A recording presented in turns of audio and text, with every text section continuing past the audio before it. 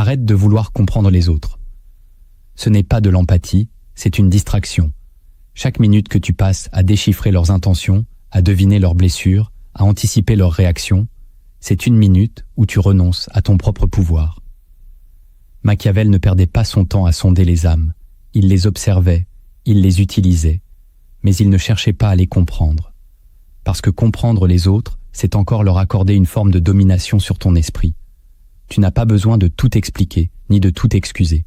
Tu dois apprendre à regarder sans absorber, à écouter sans absorber, à exister sans t'excuser. La vérité, c'est que ta liberté commence là où tu décides d'arrêter cette obsession invisible de plaire, de t'adapter, de tout rationaliser. C'est le début d'un règne intérieur. Celui qui cesse de chercher à comprendre les autres commence enfin à se gouverner lui-même. Le monde moderne glorifie l'hyper-empathie, l'écoute, la compréhension de l'autre comme des vertus suprêmes. Pourtant, dans les arcanes de l'histoire, cette obsession n'existait pas.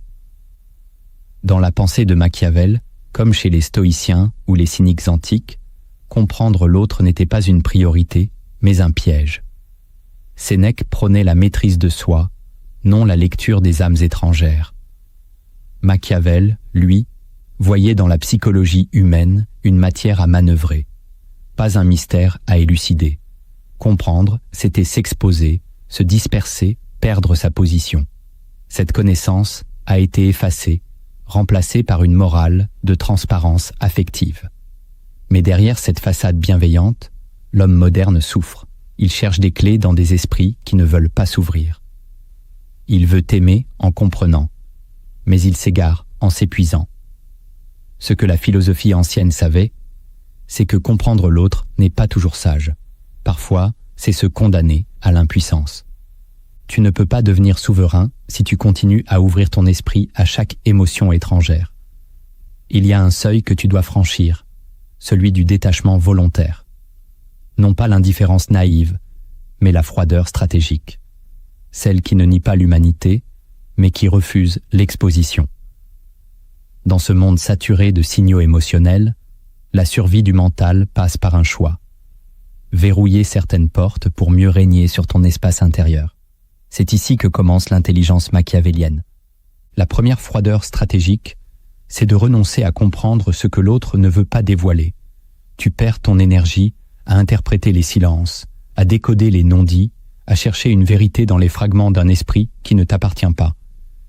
Mais tu ignores une chose essentielle. La plupart des gens ne veulent pas être compris. Ils veulent être crus. Comprendre réellement quelqu'un, c'est menacer l'image qu'il construit. C'est violer son théâtre intérieur. Et cette violation déclenche deux réactions, la fuite ou l'agression. Si tu veux te libérer, tu dois renoncer à cette illusion noble de vouloir comprendre les autres à tout prix. C'est un piège tendu par ton besoin d'être utile, d'être connecté, d'être bon. Mais le stratège ne cherche pas à comprendre pour aimer. Il observe pour anticiper. Il analyse pour se protéger. Il ne pénètre pas l'intimité psychique de l'autre par curiosité, mais pour éviter d'y être absorbé. Dès que tu sens que tu veux comprendre quelqu'un qui reste opaque, arrête-toi. Ce n'est pas un mystère, c'est un mur. L'autre se cache parce qu'il le veut, pas parce que tu n'as pas assez creusé. Ta tâche n'est pas de casser les murs émotionnels, c'est de ne pas y laisser ta lucidité. Comprendre les autres est un luxe que seuls ceux qui sont déjà libres peuvent s'offrir. Mais tant que tu es encore vulnérable, cherche plutôt à comprendre pourquoi tu veux comprendre. Tu découvriras que ce besoin est souvent un masque pour ton insécurité, ton besoin de contrôle, ton angoisse d'être rejeté. La froideur stratégique commence ici, reconnaître que la compréhension totale est un mirage, et que le silence de l'autre est parfois plus vrai que ses explications. Cesse de lire les cœurs, lisse les dynamiques. Ne cherche pas la sincérité, cherche le mouvement, car ceux qui veulent être compris sont rares, mais ceux qui veulent te manipuler sont nombreux. Et le seul rempart contre cette manipulation, c'est ta capacité à ne pas t'y intéresser. La deuxième froideur stratégique, c'est de ne plus expliquer ton comportement à ceux qui n'entendent que leur version. Tu as passé des années à justifier tes choix, à corriger les malentendus, à vouloir t'expliquer quand quelqu'un t'interprétait mal. Mais tu as oublié une chose. Expliquer, c'est quémander une validation. Et plus tu t'expliques, plus tu descends. Celui qui se justifie est déjà en position inférieure. Machiavel l'a compris depuis longtemps. L'image est plus forte que la parole. Ce que tu projettes compte plus que ce que tu expliques. Et ceux qui veulent mal te voir trouveront toujours une raison de le faire. Tu ne peux pas gagner en t'expliquant. Tu gagnes en imposant une forme. Tu perds ton autorité à chaque fois que tu ouvres ton cœur devant quelqu'un qui t'a déjà enfermé dans un jugement. La froideur stratégique, ici, consiste à ne plus répondre, à ne plus te défendre, à ne plus chercher à corriger leur perception. Tu n'es pas responsable de ce que les autres pensent de toi. Tu es responsable de ce que tu permets. Tant que tu cherches à convaincre l'autre de ta bonne foi, tu es encore dans sa main. Il te tient par le regard qu'il pose sur toi. Tu veux sortir de cette prison? Ferme la bouche. Laisse-le croire ce qu'il veut et regarde où cela mène. Celui qui ne s'explique plus devient une énigme. Et l'énigme domine. C'est une règle cruelle mais implacable. Les hommes respectent ce qu'ils ne comprennent pas totalement. Ils méprisent ce qui se rend trop accessible. Tu n'as rien à prouver. Et surtout pas à ceux qui t'ont déjà mal jugé. Garde ton énergie. Cultive le silence. Laisse ton absence parler. La froideur stratégique est un retrait hautain, lucide, souverain. Et dans ce retrait, tu deviens une présence plus forte que n'importe quelle explication. La troisième froideur stratégique, c'est de couper toute tentative de réparation affective avec ceux qui t'ont blessé sans remords. L'esprit naïf croit qu'un dialogue peut tout résoudre. Mais le stratège sait que certaines blessures ne viennent pas d'un accident, mais d'un choix. Quand quelqu'un te blesse volontairement, ou pire, quand il le fait sans jamais chercher à réparer, il t'envoie un message silencieux. Tu ne vaux pas assez pour que je corrige ce que j'ai cassé. Et toi, tu restes là, à vouloir comprendre pourquoi, à chercher une explication, à creuser dans le passé commun, comme si la vérité s'y cachait. Mais il n'y a pas de vérité dans le passé. Il y a des actes. Et les actes disent tout. Si l'autre ne revient pas, ne s'excuse pas, ne montre aucun mouvement vers la réparation, c'est qu'il n'en voit pas la nécessité. Toi, tu appelles ça de la froideur. Mais en réalité, c'est un choix de domination. L'indifférence est un moyen de te placer en dessous. Tant que tu cours après un pardon non formulé, tu renforces cette hiérarchie invisible. La froideur stratégique, ici, c'est de ne plus attendre de signes, de ne plus chercher à comprendre pourquoi il ou elle agit ainsi. Tu dois rompre l'illusion que le dialogue est toujours possible. Il ne l'est pas. Certaines relations meurent non par faute de mots, mais par excès de lucidité. Et cette lucidité, tu dois l'accepter sans amertume. Quand quelqu'un te montre par ses silences qu'il ne tient pas à réparer, crois-le. Et ferme la porte. Ce n'est pas de la vengeance, c'est de la préservation. Et dans ce renoncement glacé, tu retrouves ta dignité. Car le pouvoir de couper est souvent plus fort que celui de relier. Et celui qui ose se retirer sans bruit devient intouchable. La quatrième froideur stratégique, c'est d'observer sans intervenir. Tu as grandi dans un monde qui t'a appris à réagir vite, à parler dès que tu vois une injustice, à te positionner à chaque tension. Mais cette réactivité te ruine. Elle t'expose, t'use, te disperse. L'un des pouvoirs les plus redoutables de l'esprit souverain, c'est la capacité d'observer sans participer, voir sans s'impliquer, entendre sans réagir. Machiavel savait que celui qui ne se précipite pas devient dangereux, parce qu'il échappe au piège du rythme imposé par les autres. Tu veux contrôler une pièce? Ne parle pas en premier. Tu veux comprendre une dynamique? Ne prends pas parti tout de suite. La froideur stratégique, ici, c'est de ralentir ton feu intérieur. Ce n'est pas de l'indifférence. C'est une forme de patience guerrière. Un recul qui te rend opaque. Et cette opacité fait peur, parce que les gens ne savent plus ce que tu penses. Et quand ils ne savent plus, ils révèlent plus. Tu deviens un miroir silencieux. Et dans ce miroir, ils finissent par se dévoiler malgré eux. Celui qui observe sans parler a déjà une longueur d'avance. Celui qui ne répond pas immédiatement gagne du terrain. Dans ce monde de réactivité, la retenue est une arme, et ta froideur devient une barrière invisible qui protège ton énergie. Apprends à rester dans ton axe. Ne réagis pas à tout, car celui qui réagit à tout finit par ne plus exister pour lui-même. La 5e froideur stratégique, c'est de garder tes projets dans l'ombre tant qu'ils ne sont pas accomplis. Tu veux souvent partager tes idées, tes envies, tes visions avec ceux que tu crois bienveillants. Mais chaque fois que tu exposes ton plan, tu invites les projections des autres dans ton espace, leurs doutes, leurs critiques, leurs jalousies voilées, et parfois même leurs blocages mentaux déguisés en conseils. Tu crois que tu t'entoures, mais en réalité, tu dilues ton feu. Celui qui veut vraiment bâtir quelque chose de fort apprend à travailler dans le secret. Machiavel l'aurait dit ainsi, un projet exposé est déjà affaibli. Il devient vulnérable à l'opinion, aux attaques, aux regards. La froideur stratégique, ici, c'est de créer dans le silence, de bâtir dans l'obscurité, de protéger ton feu créateur jusqu'au dernier moment. Ce n'est pas de la méfiance excessive, c'est de la lucidité, car le monde n'applaudit pas les idées, il applaudit les résultats, et parfois, même les résultats dérangent. Alors imagine ce que tes intentions à peine nées peuvent susciter.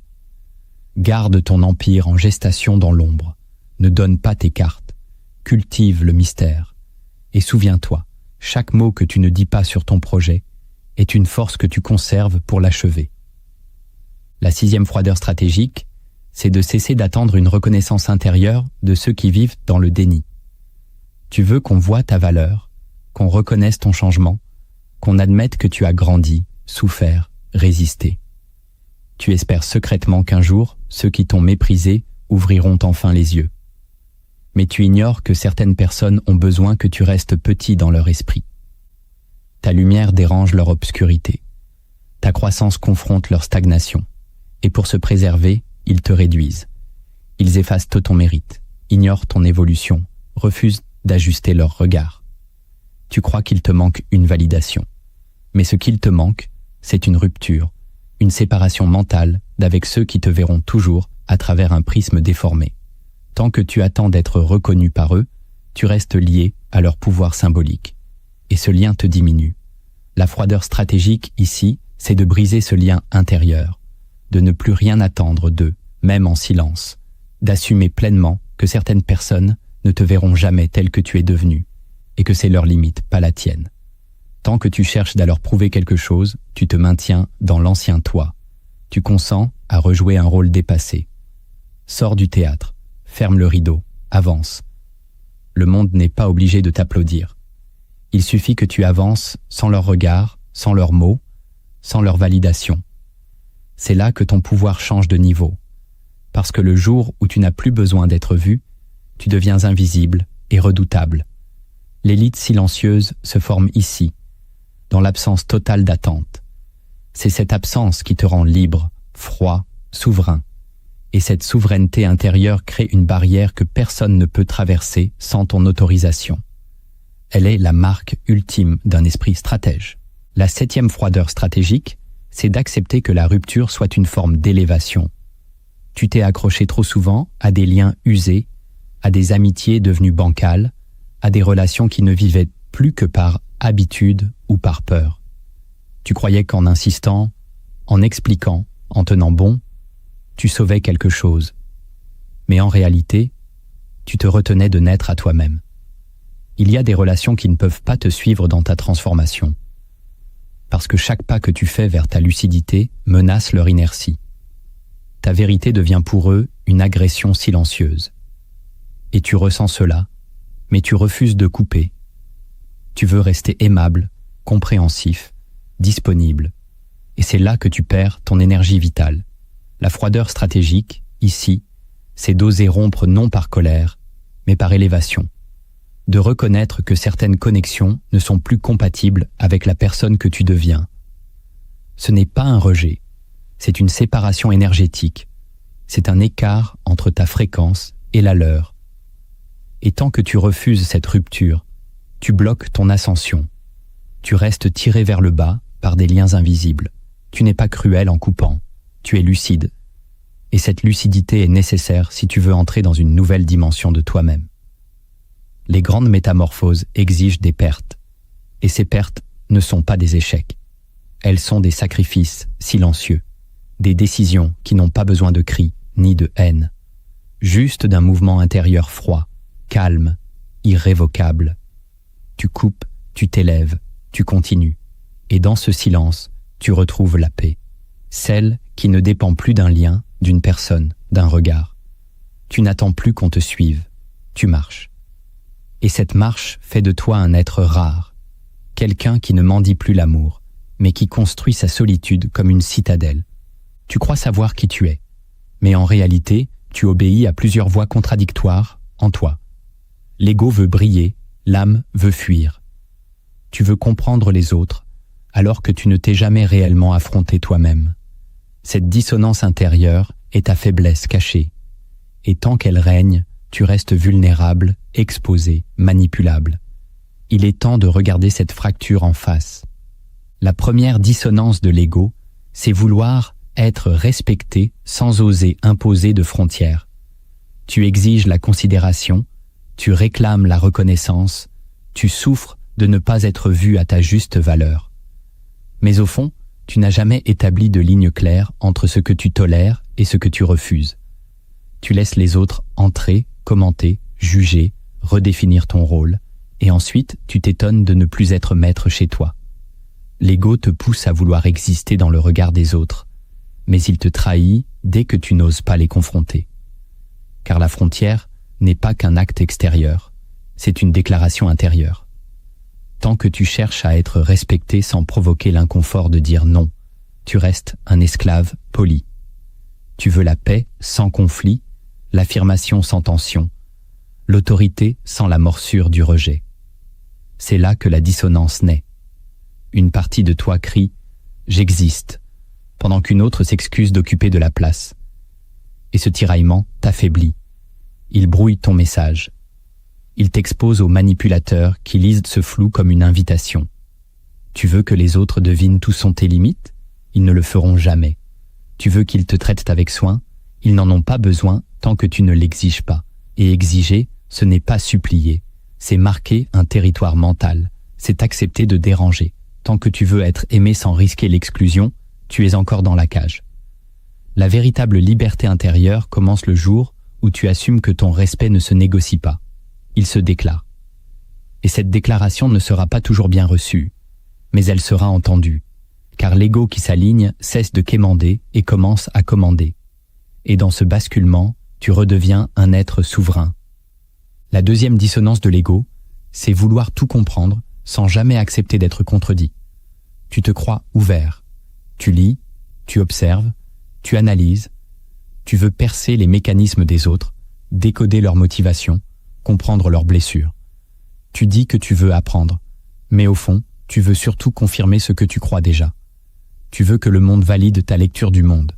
Et dès qu'un point de vue te dérange, ton esprit se referme. L'ego ne supporte pas la remise en cause. Il veut avoir raison, même au prix de l'illusion. Tu appelles ça lucidité, mais c'est souvent rigidité.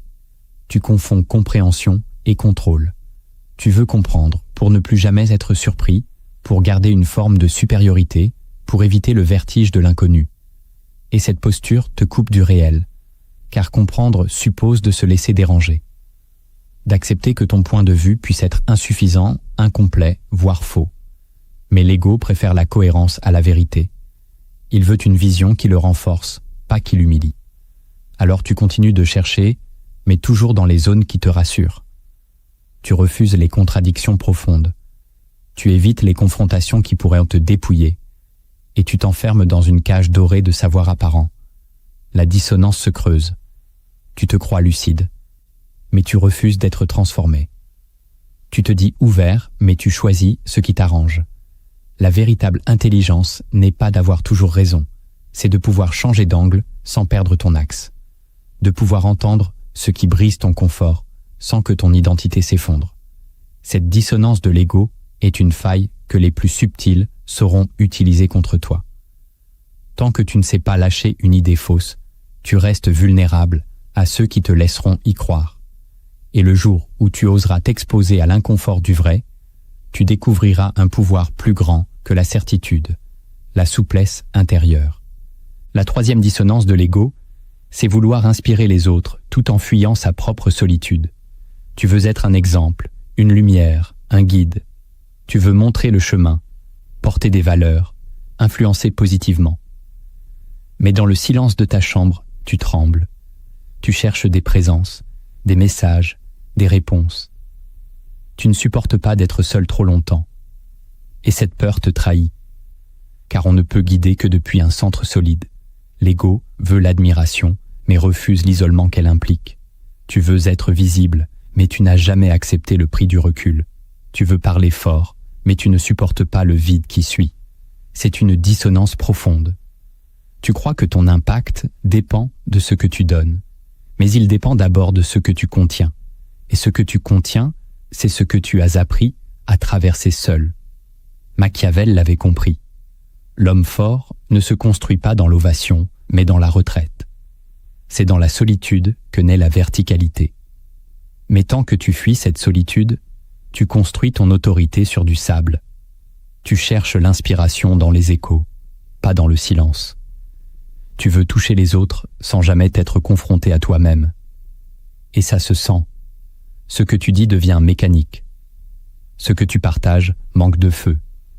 Et les autres, même inconsciemment, le perçoivent. La dissonance s'installe. Tu veux porter, mais tu es encore trop porté. Tu veux guider, mais tu ne tiens pas seul. Tu veux inspirer, mais tu es encore vide quand personne ne te regarde.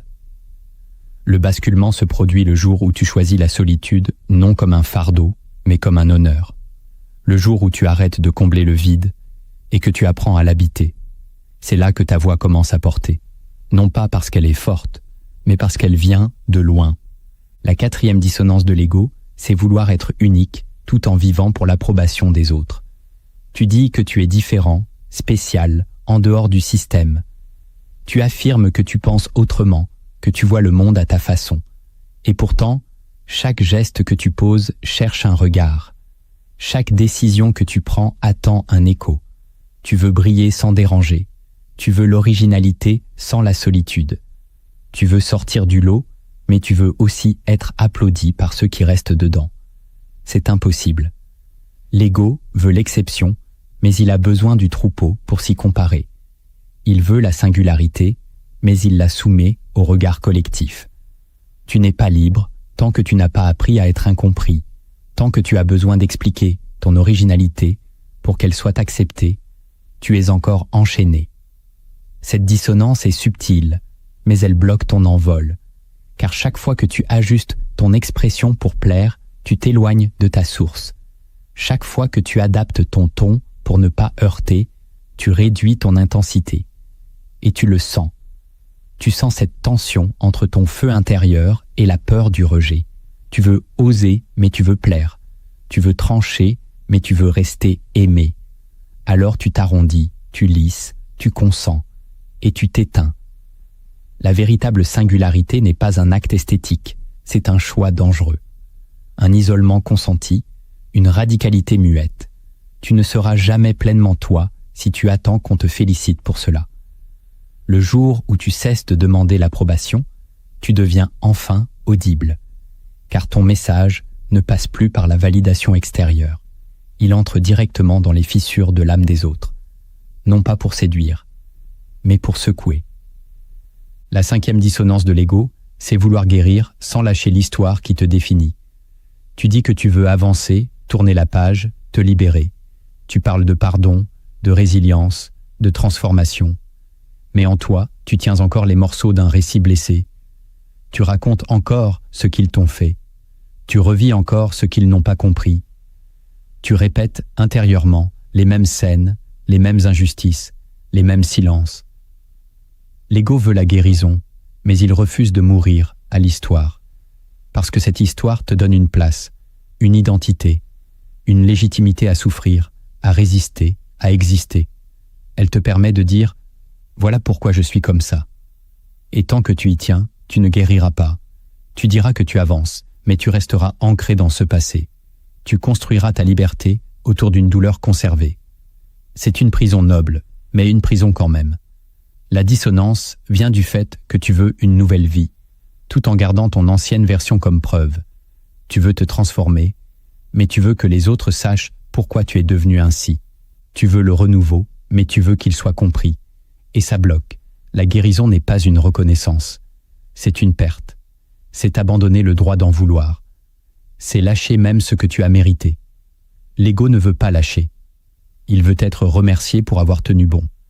Mais la vraie guérison commence là où tu n'as plus besoin que quelqu'un le sache. Là où tu poses ton ancienne histoire, non pas parce qu'elle est fausse, mais parce qu'elle n'a plus sa place.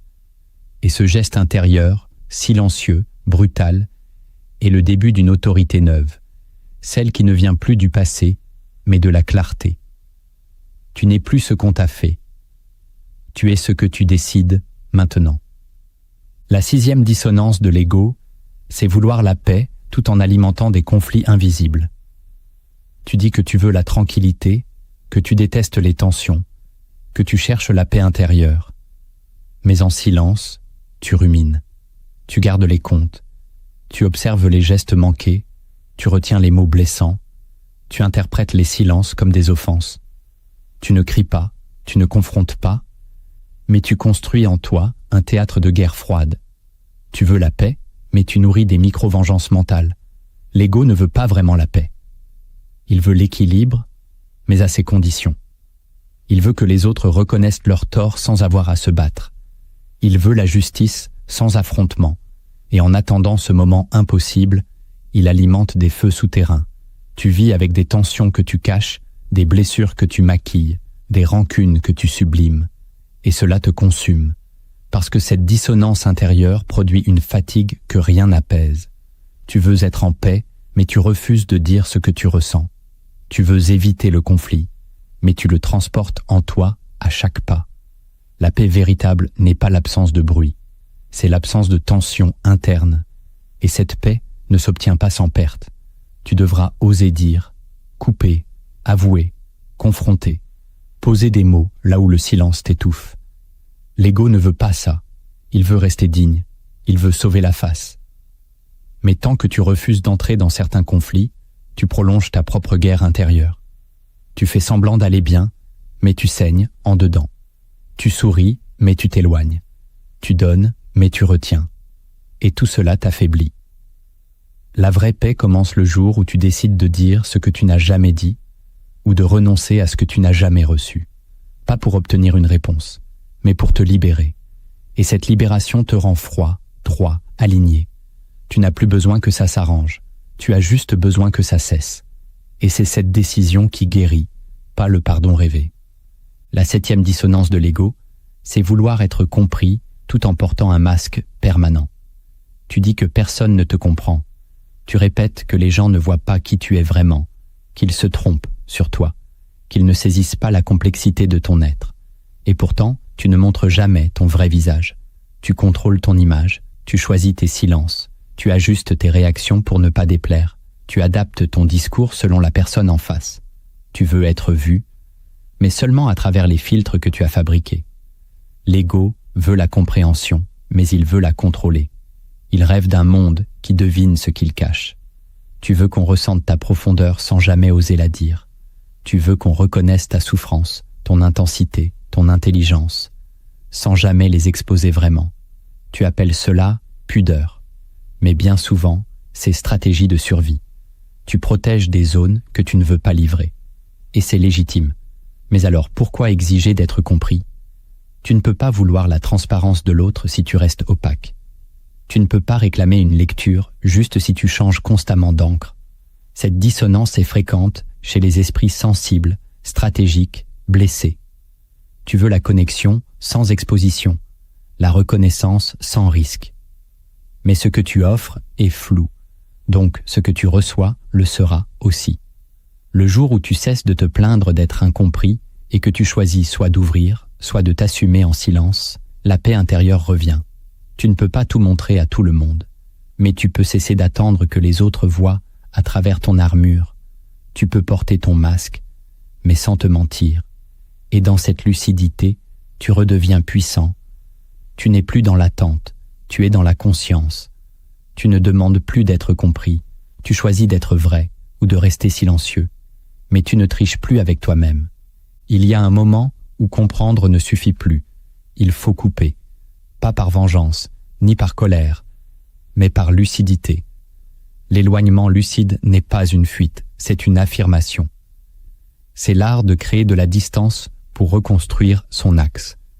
Ce que tu vas découvrir ici, ce sont des gestes simples, concrets, mais radicaux. Des décisions silencieuses qui redonnent du poids à ta présence. Le premier geste d'éloignement lucide, c'est de choisir la disparition temporaire sans justification. Tu es trop visible, trop accessible, trop lisible. Et cette exposition constante use ton énergie et dilue ton pouvoir. L'erreur commune, c'est de croire que s'éloigner demande une explication. Non. L'autorité véritable commence par la capacité de se retirer sans rendre de compte. La disparition temporaire est un signal silencieux. Elle dit que tu ne te dois plus à personne, que ton temps ne se donne pas sur demande, que ta présence n'est pas automatique, et dans un monde où tout le monde s'explique, s'excuse, s'actualise en permanence, ta coupure devient un acte de domination. Ce geste ne signifie pas abandon ni rejet. Il signifie recentrage. Il brise les habitudes de dépendance, les attentes implicites, les dynamiques d'influence affective. Ceux qui avaient pris l'habitude de te lire, de te capter, de te vampiriser subtilement, ressentiront cette absence comme un froid. Et ce froid est volontaire. C'est une réinitialisation, une purification. Tu ne dois pas prévenir, tu ne dois pas rassurer. Tu dois t'effacer sans bruit pour revenir chargé d'une autre densité. Ce geste d'éloignement lucide interrompt le flot. Il rompt le flux de contrôle que les autres exercent sur toi par la constance de ton accessibilité. Il te rend insaisissable. Et cette insaisissabilité est ton pouvoir. Ne sous-estime jamais ce que provoque une absence non expliquée. Elle crée du respect, de l'inconfort, du questionnement. Et c'est dans ce vide que ton autorité renaît. Disparaître, ce n'est pas fuir. C'est s'extraire pour se recharger. C'est saboter les circuits invisibles de contrôle social. C'est rappeler que tu n'appartiens à personne. Tu réapparaîtras, oui, mais changé, recentré, refermé. Et ce que tu ne diras pas à ton retour aura plus de poids que tout ce que tu aurais pu justifier. Tu n'as pas à être constant pour être fiable. Tu dois être rare pour être respecté. Le deuxième geste d'éloignement lucide, c'est de supprimer volontairement ce qui nourrit les liens faibles. Tu maintiens dans ton cercle des connexions tièdes, ambiguës, sans profondeur. Des relations en suspens, des échanges inutiles, des dialogues qui ne mènent nulle part. Et tu le sais, mais tu les gardes. Parce que l'ego aime se sentir entouré, même par du vide. Pourtant, ces liens faibles sont des fuites d'énergie. Ils prennent sans donner. Ils distraient sans nourrir. Ils comblent une peur sans jamais construire une alliance réelle. L'éloignement lucide, ici, passe par un acte simple et radical. Couper l'alimentation. Supprimer les messages laissés en attente. Effacer les numéros devenus fantômes. Mettre fin à ces échanges sans direction. Tu n'as pas besoin de tout clôturer par une explication. Tu n'as pas à dramatiser ce que tu abandonnes. Tu dois simplement trancher. Parce que ton énergie mentale a une limite. Et que plus tu la disperses, plus tu te vides. Supprimer les liens faibles, c'est honorer les liens essentiels. C'est créer un vide stratégique dans lequel ta clarté peut revenir. Tu ne peux pas te concentrer, créer, évoluer, si ton esprit reste accroché à 20 fenêtres ouvertes. Fermer, ce n'est pas blesser, c'est affirmer. Et dans ce geste, tu réalises que le respect commence par le tri. Tant que tu laisses les relations mortes flotter autour de toi, tu empêches ton territoire de respirer. Tu veux de la profondeur? Alors tue la superficialité. Tu veux de la présence vraie? Alors élimine l'agitation creuse. Ce geste est simple, mais violent intérieurement, parce qu'il t'oblige à reconnaître que tu n'étais pas clair, que tu entretenais ces liens par faiblesse, par peur, par habitude. Mais aujourd'hui, tu choisis la densité, et la densité exige de l'espace. Supprime, ferme, ne préviens pas, tu n'as de compte à rendre qu'à ton axe. Le troisième geste d'éloignement lucide, c'est de créer un espace-temps où personne n'a accès à ton esprit. Tu vis en alerte permanente. Notifications, messages, sollicitations émotionnelles, charges mentales croisées. Tu crois que ton esprit t'appartient, mais tu l'as laissé ouvert à tout vent. Chaque journée commence par des intrusions, des voix, des demandes, des réactions qui envahissent ton territoire mental. L'éloignement lucide commence ici, rétablir un sanctuaire psychique. C'est un moment dans la journée ou dans la semaine où tu deviens injoignable. Pas techniquement, mais symboliquement. Ce n'est pas un silence passif, c'est un verrouillage actif. Personne ne doit y entrer. Aucune pensée liée à autrui, aucun rappel émotionnel, aucun fil mental que tu n'as pas choisi. Ce geste est une déclaration de souveraineté. Tu n'es plus en transit, tu n'es plus disponible, tu es centré, et dans cet espace, tu retrouves la vision. Tu entends de nouveau ta voix intérieure, tu reconnectes ton intuition profonde. La plupart des gens ne se retrouvent jamais, parce qu'ils ne s'éloignent jamais vraiment. Ils quittent les lieux, mais pas les liens. Ils s'isolent physiquement, mais leur esprit reste captif. Toi, tu fais l'inverse. Tu restes dans le monde, mais tu crées une zone inviolable. Tu interdis l'invasion invisible, et tu redeviens opaque. Ce geste change tout. Il ne te rend pas moins aimant, il te rend plus dense. Ceux qui te veulent devront désormais traverser le silence. Et dans ce silence, beaucoup abandonneront. Tant mieux, car seul ce qui mérite ton accès saura attendre. Ce geste d'éloignement n'est pas un rejet, c'est un retour à l'intérieur, là où l'autorité véritable reprend forme. Le 4e geste d'éloignement lucide, c'est d'arrêter de réagir. Tu crois que répondre, c'est affirmer, que corriger, c'est imposer, que défendre ta position, c'est prouver ton existence. Mais la vérité, c'est que tu te perds à chaque fois que tu réagis sous pression. Tu donnes ton énergie à une dynamique qui n'est pas la tienne.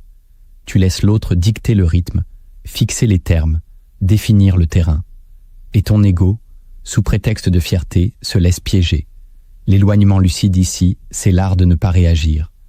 Pas par lâcheté, mais par ascension. Tu vois? Tu comprends. Mais tu ne bouges pas. Tu retiens ta réponse. Tu retires ton feu.